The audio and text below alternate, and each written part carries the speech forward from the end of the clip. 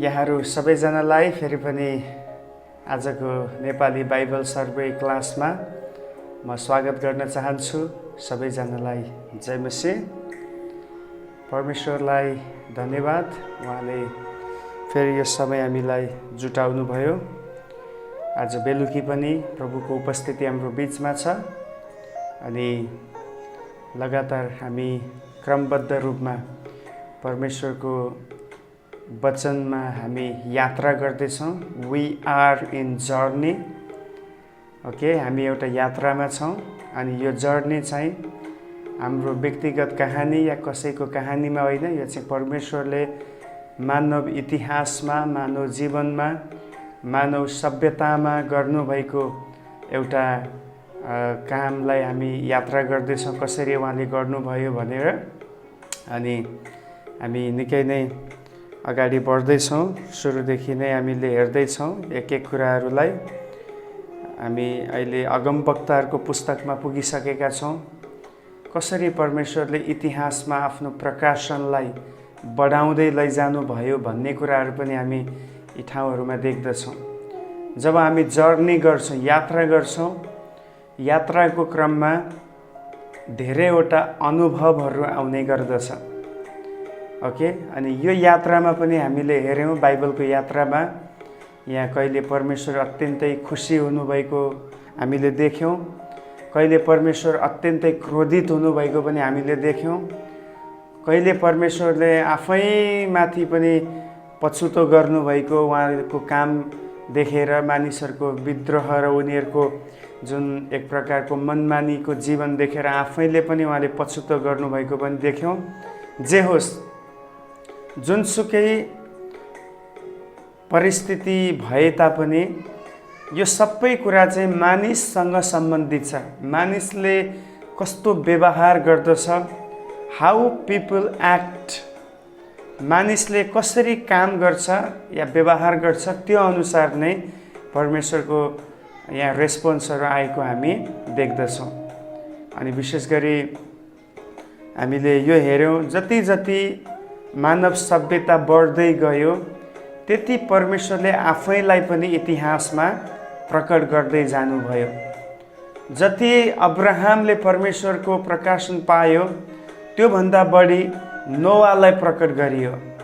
त्योभन्दा बढी मोसालाई प्रकट गर्यो, किन अब्राहमभन्दा धेरै पछि मोसा आएको थियो।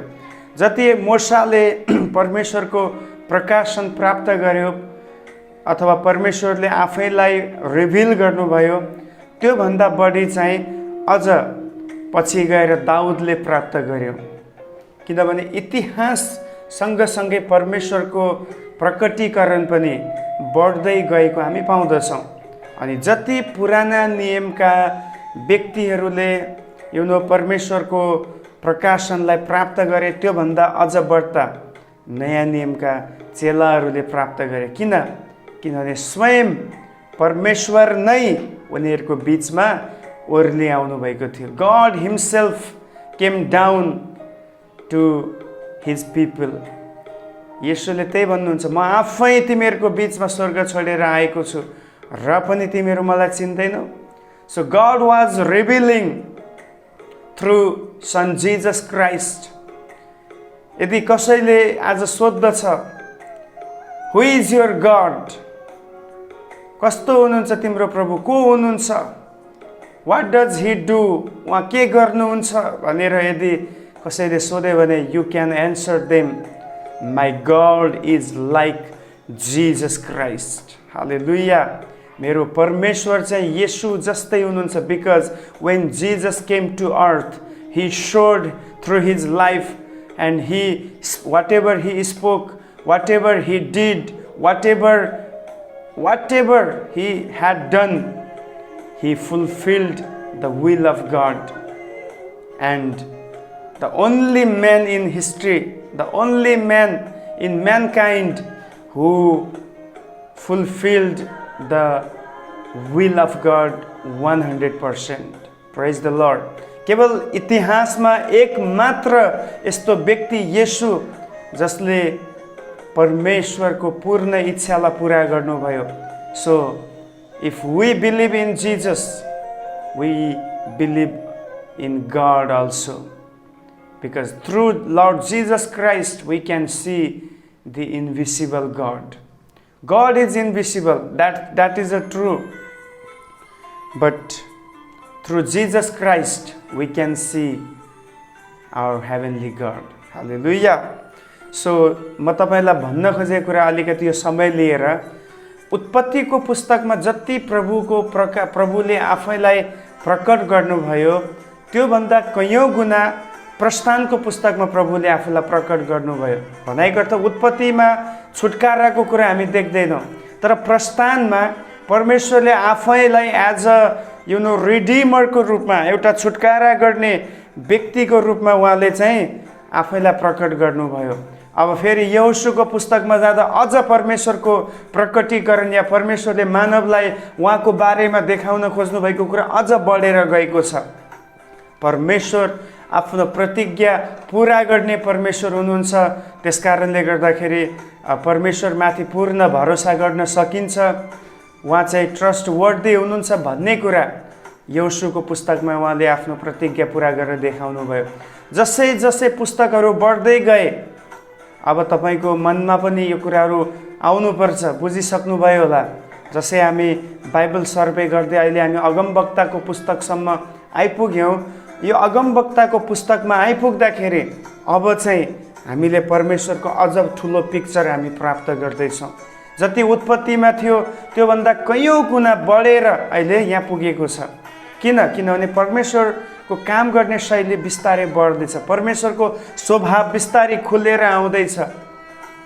जब हामी नयाँ नियमको अन्तिमसम्म प्रकाशसम्म पुग्नेछौँ, मेरो लक्ष्य यही छ, हरेक व्यक्ति परमेश्वरलाई अझ पूर्ण रूपमा चिनोस्, अझ परमेश्वरको प्रकटीकरणलाई थाहा गरोस् कि कसरी उहाँले काम गर्नुभयो, उहाँ कस्तो परमेश्वर हुनुहुन्छ, उहाँको स्वभाव के कस्तो छ, उहाँ कुन कुरामा इन्ट्रेस्टेड हुनुहुन्छ, उहाँको मिसन के हो। यो सबै कुरामा तपाईँ अझ ठुलो एउटा फराकिलो पिक्चर तपाईँ बनाउन सक्नुभएको होस्। That is my aim behind this Bible survey. Okay, so आजको क्लास सुरु गर्नु हामी अगाडि बढ्नेछौँ। Let us pray. प्रभु, हामी तपाईँको चरणमा आउँदछौँ। आज बिहानी तपाईँ एकमात्र जीवित प्रभुलाई धन्यवाद दिन्छौँ। तपाईँ हाम्रो जीवनमा खडा हुनुहुन्छ, हामीलाई सदैव आफ्नो निगरानीमा तपाईँ राख्नुहुन्छ। We thank you Lord, we praise you Lord for your faithfulness. अनि आज बिहानी प्रभु जसै हामी प्रभु तपाईँको वचनमा अगाडि बढ्दछौँ, हामीले सिक्नुपर्ने कुरा, बाइबल सर्वेबाट बुझ्नुपर्ने कुरा, सबै कुरामा तपाईँको अगुवाई हामीलाई दिनुहोस्। विशेष गरी प्रभु हामी लगातार तपाईँको वचनलाई सर्वे गर्दैछौँ, हामीलाई अझ प्रभु तपाईँले बुद्धि दिनुहोस् ताकि हामी तपाईँको वचनलाई ठिक रीतिले बुझ्न सकौँ। तपाईँका प्रत्येक जनहरूलाई तपाईँ आशिष गर्नुहोस्। यो क्लासको सुरुदेखि अन्तिमसम्म तपाईँ पवित्र आत्माको अगुवाई, तपाईँको निर्देशन हामीलाई खाँचो छ। सबै कुरा तपाईँको हातमा राख्दछौँ र माग्दछौँ ख्रीष्ट येशूको नाउँमा, आमेन, आमेन। सो आज हामीले सुरु गर्न लागेको पुस्तक हो आमोस अगमवक्ताको पुस्तक। हेर्नुहोस् है, पुस्तक हामी उल्टा सिधा कहिले माथि कहिले तलको लिँदैछौँ, कारण तपाईँले बुझिसक्नुभयो। हामी चाहिँ घटनाक्रम अनुसार अनि कुन पछि कुन घटेको थियो त्यो अनुसार हामी हेर्दैछौँ। हामीले ओबदिया हेऱ्यौँ किनभने सबैभन्दा पहिला त्यो लेखिएको थियो।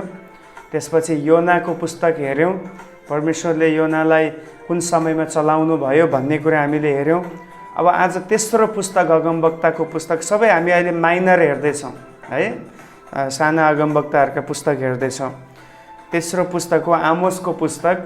अनि यसको समयकाल भनेको चाहिँ आमोसले सेवकाई गरेको या यो पुस्तकको ओगटेको समय भनेको चाहिँ 760 देखि 750 BC-सम्म, 760 देखि 750 BC। अब फेरि BC को कुरा सायद कोही एकजनाले मलाई प्रश्न पनि सोध्नु भएको थियो, BC कसरी गन्ने, अलिकति कन्फ्युज हुने कुरा नै छ। जब तपाईँ बिसीको कुरा गर्नुहुन्छ पहिलो तपाईँले माइन्डमा यो राख्नुपर्छ, येशूलाई तपाईँ बिचमा राख्नुहोस्। तपाईँले यो सोच्नुहोस् मेरो लेफ्ट ह्यान्ड साइडलाई तपाईँ बिसी मान्नुहोस्, अनि बिचको भागमा चाहिँ बिचमा सेन्टरमा क्राइस्ट हुनुहुन्छ, अनि यता मेरो राइट ह्यान्ड साइडलाई चाहिँ तपाईँ एडी मान्नुहोस्।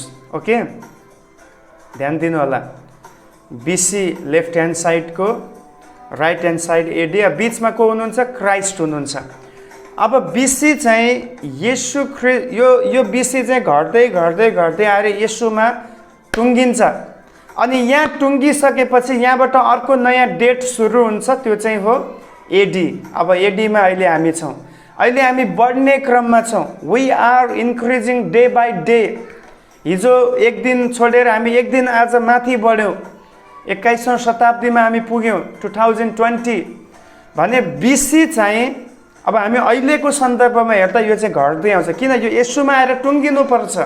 हेर्नुहोस्, त्यसमा येशूको जन्मले इतिहासलाई नै दुई भाग गर्ने गरेको छ। संसारमा जुनसुकै धर्मावलम्बी होस्, जुनसुकै आस्थामाथि भरोसा गर्ने होस्, तर डेट चाहिँ हेर्नुहोस् येशूले नै, येशूको जन्मबाट सुरु भएको डेटलाई नै संसारका मानिसले फलो गर्ने गर्दछ।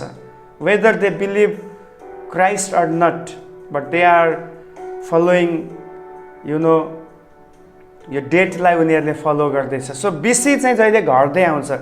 अब 760 देखि 750 बिसी भन्नाले चाहिँ येशू ख्रिस्ट जन्मनुभन्दा पहिले 760 देखि 750 को बिचको कुरा चाहिँ आमोसको कुरा हो। मैले यो यसकारण भन्दैछु किनभने उहाँको प्रश्न थियो, इन्डिभिजुअली उत्तर दिन गाह्रो पर्यो, भ्याएन। त्यसमा अहिले क्लासकै समय भन्दैछु ताकि अरूलाई पनि बुझ्न सजिलो होस्। त्यसकारण तपाईँले नबुझेको कुरा सोध्न सक्नुहुन्छ। बिसी जहिले पनि घट्दै आउँछ किनभने यो येशूमा आएर टुङ्गिन्छ, अनि अहिले चाहिँ अहिलेको मिति चाहिँ बढ्दै जान्छ, किन येशूदेखि यो चाहिँ अगाडि बढ्दैछ। जबसम्म प्रभुको दोस्रो आगमन हुँदैन तबसम्म यो बढ्दै जानेछ। ओके, अब यो पुस्तक लेखिनुको उद्देश्य चाहिँ हामीले विचार गर्दाखेरि उत्तरी इस्राएलका मानिसहरूको मूर्ति पूजा बढिरहेको थियो र उनीहरूको स्वभाव, उनीहरूको प्रवृत्ति जो रवैया छ त्यो चाहिँ गरिबहरूप्रति, विशेष गरी शासकहरू, उच्च वर्गमा भएका व्यक्तिहरूले गरिब र कमजोरहरूप्रति जुन अत्याचारको व्यवहार देखाएको थिए, त्यो कारणले गर्दा यहाँ चाहिँ आमोसले उनीहरूको अत्याचार र उनीहरूको त्यो सबै कुरालाई सहन नसकेको कारण प्रभुबाट बुलावट पाएर उनले त्यो समूहलाई अब परमेश्वरले दण्ड दिँदै हुनुहुन्छ। God is going to about punish over you. परमेश्वरले तिमीहरूलाई दण्ड दिने कुरा यसमा छ भन्ने कुरा दिँदै हुनुहुन्छ भन्ने कुरा उनले यो पुस्तकमा लेख्दैछ। किन मानिसहरू अत्यन्तै भ्रष्ट भए। कहाँको मानिस? उत्तरी इस्राएलका मानिसहरू। उत्तरी इस्राएलका मानिसहरू अत्यन्तै मूर्ति पूजामा र स्वार्थतामा उनीहरू बढे। त्यसकारण उनीहरूले आफ्नै देशको जनताहरूलाई पनि उनीहरूले धेरै अत्याचार गरे। ओके, त्यसकारण हामी त्यो देख्छौँ। अब लेखक को हुन्? लेखक स्वयं आमोस हुन्। अब आमोस, यसको बारेमा एउटा पद पढिहालौँ। आमोस 1:1 पद पढ्नेछु है त। तकोमा बस्ने गोठालाहरूमध्येका एकजना आमोसका वचन, हेर्नुहोस् भनेपछि यहाँ अलिकति हामी ब्याकग्राउन्ड पनि पाउँछौँ। Who was Amos? He was a shepherd. Actually by birth ऊ प्रोफेट होइन, ऊ चाहिँ गोठालोको सेवा गर्ने व्यक्ति थियो। तर जब मानिसहरूको बिचमा त्यो प्रकारको त्यहाँ विद्रोह देख्यो, त्यो प्रकारको अत्याचार उनले देखे, त्यो देखिसकेपछि उनले त्यो सहन सकेनन्। आमोस भन्ने शब्दको अर्थ नै, हिब्रू भाषामा आमोस भन्ने शब्दको अर्थ हो बोझ बोक्ने, टु क्यारी द बर्डन।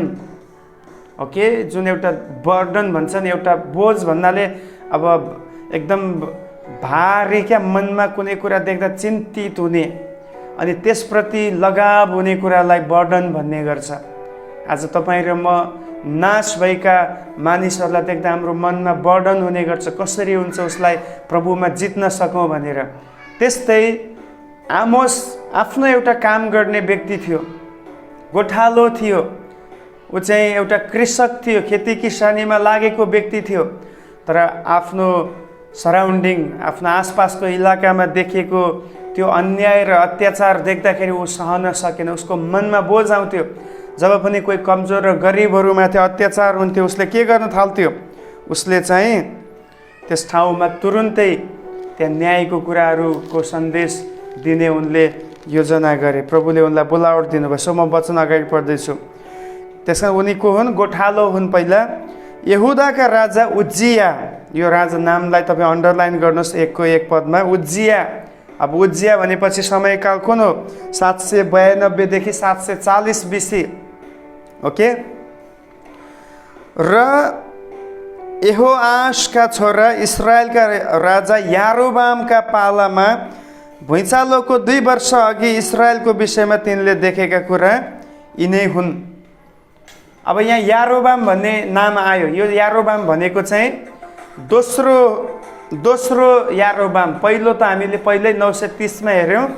दोस्रो यारोबामको कुरा यहाँ गरिँदैछ। अनि यो बेलामा चाहिँ के भएको थियो अरे, 2 वर्ष अगाडि चाहिँ भूकम्प गएको थियो, एउटा ठुलो भूकम्प। वास्तवमा यो चाहिँ इतिहासको पुस्तकहरूमा, संसारको इतिहासमा पनि यो कुरा रेकर्डेड छ कि लगभग 760 या 58 समयकालमा 62 या त्यो आसपासको कुरामा चाहिँ ठुलो भूकम्प गएको थियो इस्राएलमा चाहिँ। त्यसले धेरै कुराहरू त्यहाँनिर तहस नहस गर्यो भन्ने कुराहरू हामी हिस्ट्रीमा पनि पाउँदछौँ। अनि यहाँ चाहिँ त्यही भूकम्पको कुरालाई यहाँ ल्याइएको छ। अब आमोसले सेवा गर्दाखेरि को राजा कहाँ थिए, यही हो ब्याकग्राउन्ड भनेकै। यसलाई बुझ्नुपर्छ। पहिलो चाहिँ आमोसले सेवा गर्दा यहुदामा को राजा थियो? उज्जिया।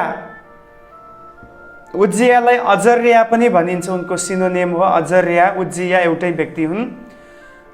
अनि दोस्रोमा चाहिँ उनले सेवा गरेको ठाउँ चाहिँ उत्तरी इस्राएल हो।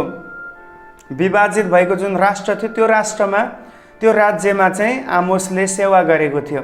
अनि त्यहाँ चाहिँ को राजा थियो? त्यहाँ चाहिँ यारोबाम दोस्रो राजा थियो। अब यारोबाम दोस्रोको समयकाल 793 देखि 753 BC सम्म, लगभग धेरै लामो समय उनले, लगभग 40 वर्षसम्म उनले के गरे? उत्तरी इस्राएलमा शासन गरे। हो त्यो राजाको समयकालमा नै उनले, आमोसले यो पुस्तक लेखेको हामी पाउँदछौँ। ओके। अब उनले लेख्दाखेरि कसलाई सम्बोधन गरेर लेखे यो पुस्तक? अडियन्स को थियो भन्दाखेरि अभियसली उत्तरी इस्राएलका मानिसहरू, जो खास गरी ठुला वर्गमा भएका मानिसहरू, जसले कमजोर र गरिबहरूप्रति अन्याय, अत्याचार र धेरै कुराको भार उनीहरूमाथि लगाएको थिए। त्यो मानिसहरूको बिचमा उनले के गरे? उनले उनीहरूलाई सम्बोधन गरेर यो पुस्तकलाई लेखेको हामी पाउँदछौँ। अब लेखेको मिति यही नै हो, अघि केही याद गर्नु, 760 देखि 750 BC सम्मको समयमा यो पुस्तक लेखिएको छ। यहाँको घटनाहरू त्यही छन्। यो पुस्तकमा भएका मुख्य व्यक्तिहरू को हुन् भन्दाखेरि 2 जना मुख्य व्यक्ति हामी पाउँछौँ। पहिलो चाहिँ आमोस आफै छन्। आमोस भन्नाले अगमवक्ता। तर फेरि याद गर्नुहोस्, ऊ चाहिँ सधैँभरि अगमवक्ताको सेवा गरेको हामी पाउँदैनौँ। उनी गोठालो थिए। अनि उनी एउटा खर्कमा भेडा बाख्रा चराउने, खेती किसानी गर्ने एउटा फार्मर, शेफर्ड। गोठालो जहिले पनि कृषिसँग पनि सम्बन्धित हुन्छ, उनी त्यो थिए। तर आसपासको इलाकामा मानिसहरूले, शासकहरूले, हाकिमहरूले, राजाहरूले, पुजाहारीहरूले, लिडर्सहरूले जुन प्रकारको त्यस ठाउँमा एउटा अभद्रताको व्यवहार देखाए, मानिसहरू बारम्बार दुष्टतामा, पापमा लागि परे, यो सबै कुराहरूलाई देख्दाखेरि आमोस सहन सकेन। ऊ भित्र एउटा बोझ आयो। अनि त्यो बोझ आइसकेपछि उनले चाहिँ प्रभुको बुलावट, हेर्नुहोस् कतिचोटि प्रभुको बुलावट यस्तै हुन्छ प्रिय। हामी सबै जन्मिँदै बुलावट पाएका हुँदैन। बहुत कम मानिस हुन्छन् जसलाई प्रभुले गर्भदेखि नै सेवकाईको लागि अलग गर्नुहुन्छ। ओके, हामी आफ्नो आफ्नो काममा हुन्छौँ। हामी कसरी सेवकाईमा आउने गर्छौँ? प्रभुको बुलावट हामी कसरी महसुस गर्छौँ? प्रभुको बुलावटलाई प्रुफ गर्ने कुरा चाहिँ हामीभित्र कुनै चिजप्रति आउने बोझ पनि हो, बर्डन हो। उदाहरणको लागि म मेरो गवाई बताउन चाहन्छु। जब 18 वर्षको उमेरमा प्रभुलाई चिने, अब केही वर्ष, एक दुई वर्ष त्यत्तिकै अब क्रिस्चियन त भइयो, तर खासमा त्यति साह्रो प्रभावशाली या त्यस्तो प्रभुमा समर्पित भइएन। तर जब बिस्तारै प्रभुलाई चिन्दै गएँ, प्रभुको वचन सिक्दै गएँ, मनमा एउटा बोझ हुन्थ्यो कि नाश भएका व्यक्तिहरू, सुसमाचार नपुगेका ठाउँहरू जहाँ मैले गएर प्रचार गर्नुपर्छ, त्यो मानिसहरूलाई कसरी बचाउने, how to reach to unreached people. कोही नपुगेको ठाउँमा, सुसमाचार नपुगेको ठाउँमा कसरी पुग्ने, how to save unsaved people, नबाचेका मानिसहरूलाई कसरी बचाउने, यो कुराले मनमा छटपटी हुन्थ्यो। टिनएजरमा थिएँ।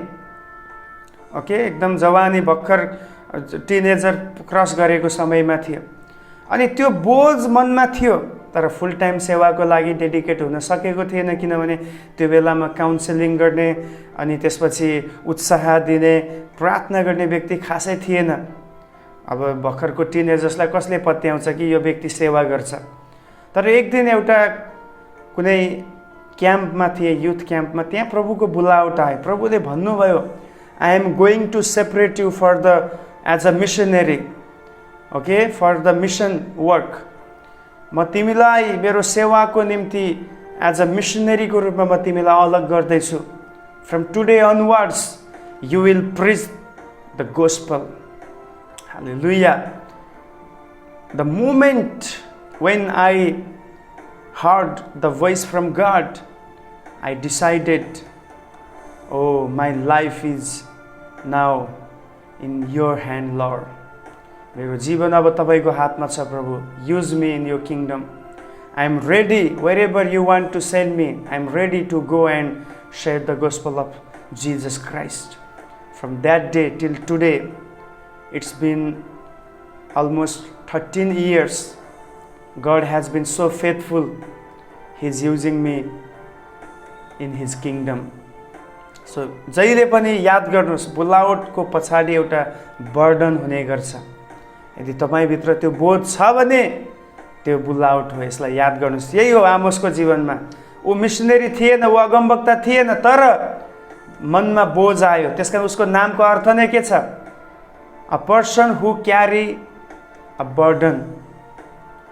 एउटा व्यक्ति जसले बोझ लिँदछ.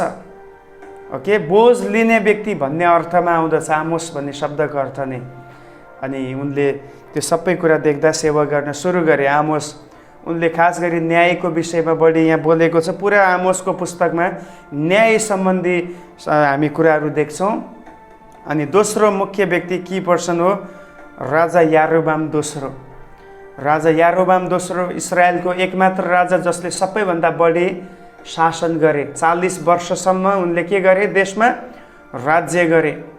अनि एउटा व्यक्तिले लामो समयसम्म राज्य गर्यो भन्नुको अर्थ यो हो, he was a successful man.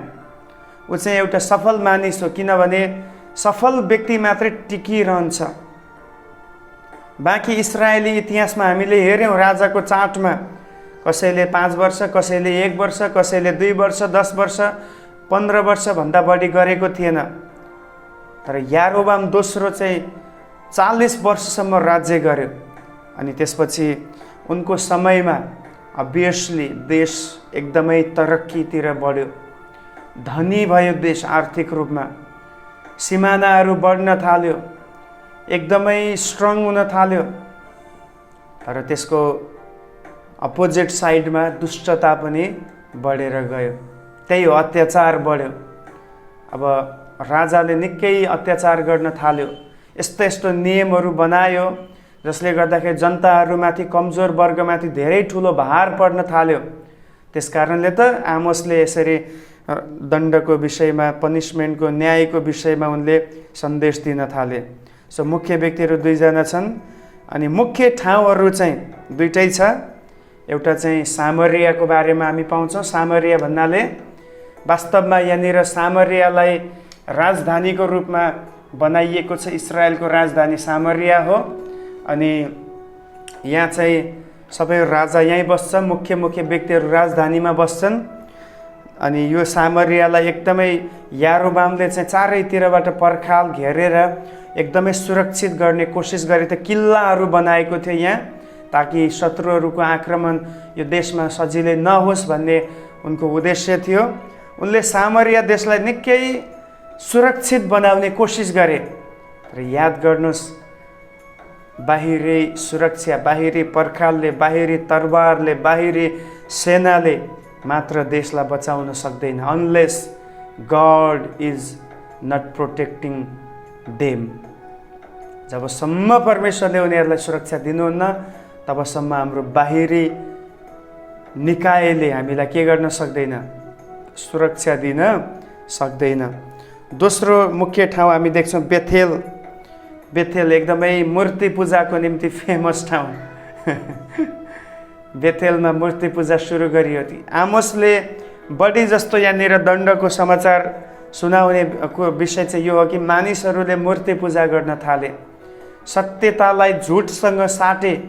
अनि त्यो बढी काम चाहिँ कहाँ हुन्थ्यो? मूर्ति पूजाको काम बढी चाहिँ बेथेलमा। किनभने यारोबाम प्रथमले, पहिलो यारोबाम जसले देशलाई विभाजित गरेर यता उत्तरी इस्रायलको स्थापना गरे, उनले चाहिँ दान र बेथेलमा, हेर्नुहोस् है, त्यहाँ बेथेल भन्ने नाम आउँछ, त्यहाँ चाहिँ उनले सुनको बाछाहरू बनाएर मानिसहरूलाई मूर्ति पूजा गर्न लगायो। सो त्यहाँ बढी नै मूर्ति पूजाको चलखल भएको थियो। त्यस कारणले गर्दाखेरि त्यस ठाउँको विषयमा बढी हामी पाउँछौँ। अब यो पुस्तकको मुख्य चाबी पद भनेको 5 अध्यायको 24 पद हो। आमोस 5 अध्यायको 24 पदलाई म पढ्नेछु। आमोस 5 को 24 यहाँ यसरी लेखिएको छ, तर न्याय चाहिँ नदी झैँ र धार्मिकता कहिल्यै नसुक्ने खोला झैँ बगिरहोस्। हालेलुया। अब यहाँ आमोसले या आमोसको पुस्तकले भन्न खोजेको कुरा यहाँ हामी देख्दछौँ, न्याय चाहिँ के जस्तै नदी झैँ र धार्मिकता कहिल्यै नसुक्ने खोला झैँ बगिरहोस् भनेर उनले भन्दैछन्। त्यसको अर्थ के हो? यहाँ चाहिँ अब परमेश्वरको न्याय आउँछ, त्यो चाहिँ कसैले रोक्न सक्दैन। नदी जस्तै यो चाहिँ बगिरहन्छ। भनाइको अर्थ, जुन इस्रायलीहरूले गरिबहरूमाथि, कमजोरहरूमाथि या एकदमै अत्याचार गरेको छ, त्यो कुरालाई यो कन्टिन्यू हुन पाउने छैन। God will intervene them. परमेश्वरले उनीहरूसँग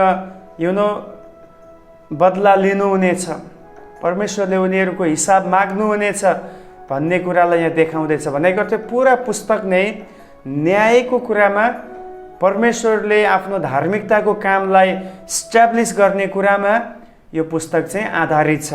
त्यसका न्याय नदी झैँ र धार्मिकता चाहिँ कहिल्यै नसुक्ने खोला जस्तै बगिरहोस्।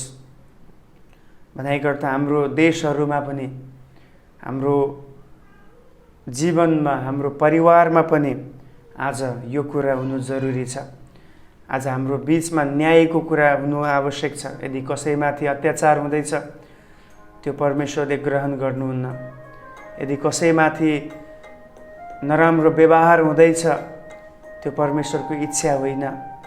परमेश्वर चाहनुहुन्छ हरेक ठाउँमा, हरेक देशमा, हरेक भाषा बोल्नेको बीचमा, हरेक परिवारभित्र धार्मिकताको कुरा बगिरहोस्। अनि यो कसरी सम्भव छ? यो सम्भव छ यदि परमेश्वर हाम्रो बीचमा हुनुहुन्छ, यदि परमेश्वरलाई हाम्रो जीवनको सर्वोच्च हिस्सा बनाएका छौँ भने त्यहाँ चाहिँ जहिले पनि न्यायको काम हुनेछ, धार्मिकता बग्नेछ। हालेलुया।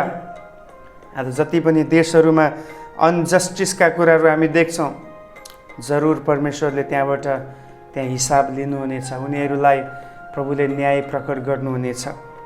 यो पुस्तकको ब्लुप्रिन्ट पनि भनेर अनि म सक्न चाहन्छु आजको क्लासलाई। मुख्यभन्दा विषयहरू हामी हेर्नेछौँ। यो पुस्तकको रूपरेखालाई हामी हेर्नेछौँ। यो आमोसको पुस्तकमा 9वटा अध्यायहरू छ, 1 देखि 9 सम्म छ अनि त्यसलाई 3 भागमा विभाजित गरिएको छ। 3 भागमा यो विभाजित छ। पहिलो चाहिँ अनाउन्समेन्ट अफ जजमेन्ट, न्यायको घोषणा।